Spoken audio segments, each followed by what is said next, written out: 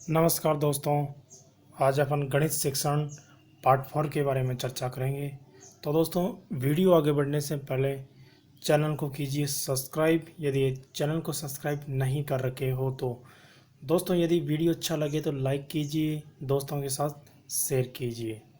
चलिए दोस्तों, वीडियो देरी ना करते हुए गणित शिक्षण पार्ट 4 के अंदर चर्चा करते हैं। दोस्तों, ये शिक्षण विधियाँ गणित, विज्ञान और पर्यावरण तीनों के सम्मिलित रूप हैं।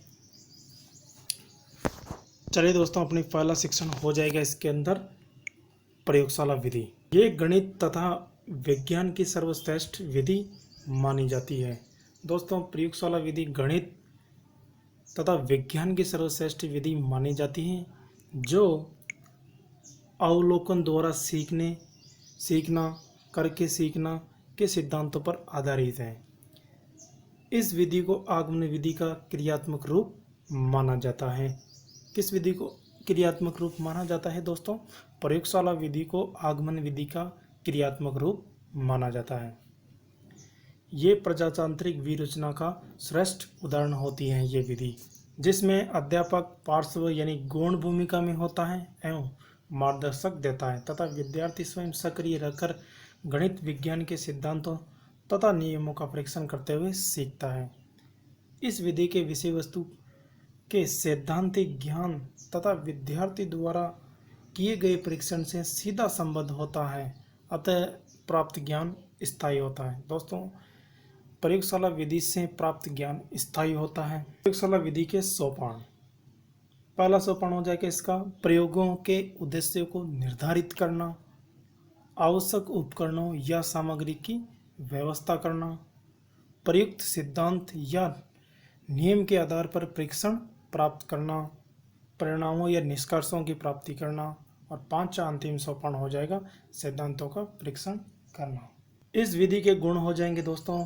इस विधि के गुण ज्ञानेंद्रियों द्वारा करके सीखने के सिद्धांतों द्वारा स्थायी ज्ञान प्राप्त कराती हैं, आगमन के शिक्षण के सूत्र पर आधारित हैं, जैसे ज्ञात से ज्ञात, स्थूल से सूक्ष्म, प्रत्यक्ष से प्रमाण करो और सीखो के सिद्धांत पर आधारित है। दोस्तों, पीएम से वीजो। ये आगमन विधि का सूत्र शिक्षण के कौशलात्मक उद्देश्यों की प्राप्ति में सहायक होती है। ये शिक्षण विधि अन्वेषण तथा विश्लेषणात्मक क्षमता का विकास करती है। प्रयोगशाला विधि। दोष। इस विधि के दोष होते हैं दोस्तों, ये खर्चीली विधि मानी जाती है, पाठ्यक्रम का विकास धीमी गति से करती है, प्रत्येक उप विषय को इस विधि से पढ़ाना संभव नहीं है, छोटी कक्षाओं के लिए अनुपयोगी है। तो दोस्तों, ये रही हमारी प्रयोगशाला विधि, जो कि बहुत इम्पोर्टेंट है एग्ज़ाम की दृष्टि से। उसके बाद दोस्तों, अपनी छठी विधि हो जाएगी परियोजना विधि या प्रोजेक्ट विधि। इस विधि का विचार सर्वप्रथम जॉन डेवी ने दिया था। इस विधि प्रतिपादक करने का श्रेय जाता है दोस्तों इसको विलियम किलपैट्रिक को। इस विधि में बालक अपनी रुचि, विषय वस्तु एवं क्रिया में सामंजस्य स्थापन करते हुए स्वयं गति से सीखता है, यानी कि जो विद्यार्थी इसके अंदर सीखता है वो स्वयं की गति से सीखता है। कुछ मनोवैज्ञानिक की परिभाषा देखते हैं दोस्तों इस विधि के अंदर। किलपैट्रिक के अनुसार परियोजना एक स्वोद्देश्य क्रिया है जिसे मन लगाकर सामाजिक वातावरण में पूरा किया जाता है। परियोजना विधि में तत्परता, अभ्यास और प्रभाव का उपयोग होता है। परियोजना विधि किलपैट्रिक के अनुसार 4 प्रकार की है दोस्तों।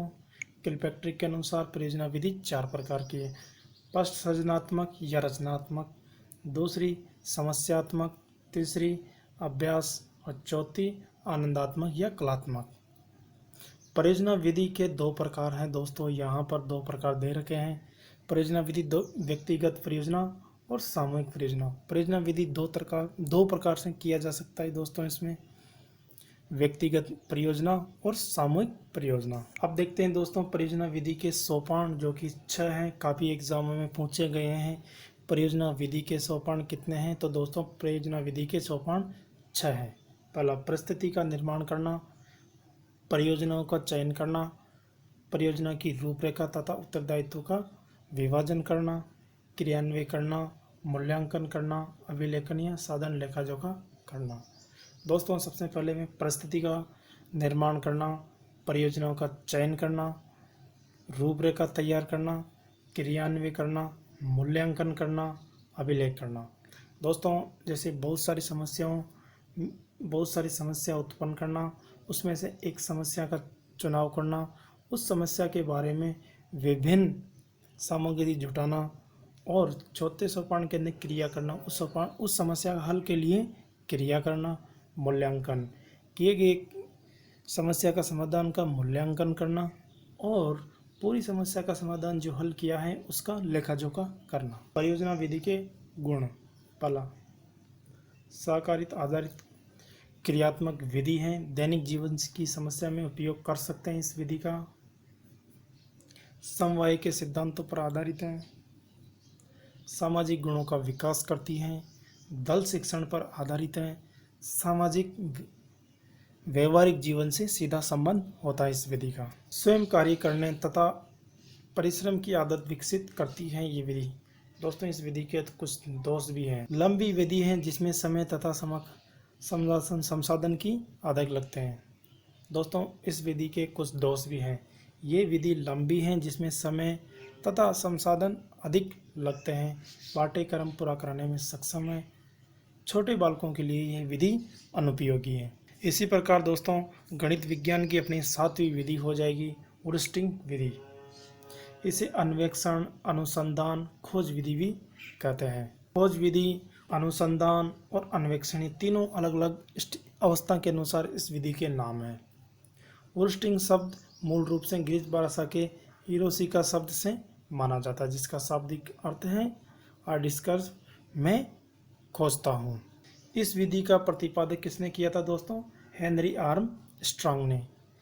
इस विधि में विद्यार्थी स्वयं अन्वेषण के रूप में कार्य करते हुए तथ्यों का अवलोकन, अध्ययन या परीक्षण करता हुआ समस्या का समाधान तक पहुंचता है। इसमें बालकों में अनुसंधानात्मक प्रवृत्ति सर्वाधिक विकसित होती है।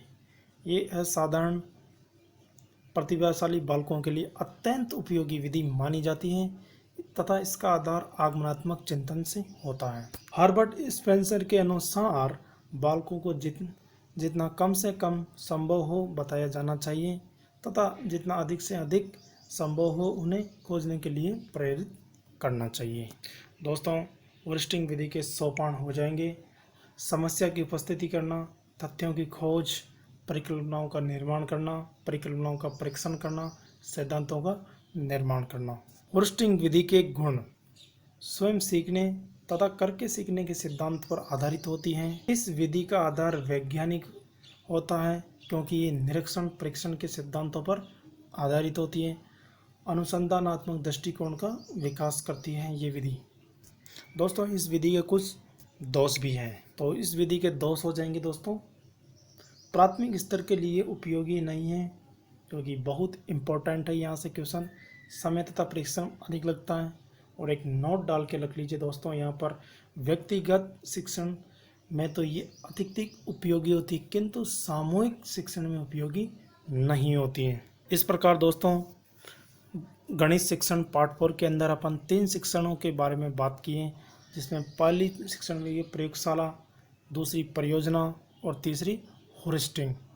तो दोस्तों, आने वाले वीडियो के अंदर गणित विज्ञान की कुछ और शिक्षण विधियों के बारे में चर्चा करेंगे। तो दोस्तों, तब तक के लिए यदि वीडियो अच्छा लगे तो लाइक कीजिए, शेयर कीजिए और दोस्तों यदि चैनल को सब्सक्राइब नहीं करके तो दोस्तों प्लीज़ चैनल को सब्सक्राइब कर लें और बेल आइकन को भी प्रेस कर लें ताकि आने वाला नोटिफिकेशन आपको सबसे पहले प्राप्त हो सकें। तो दोस्तों, मिलते हैं नेक्स्ट शिक्षण विधियों में, तब तक के लिए बाय।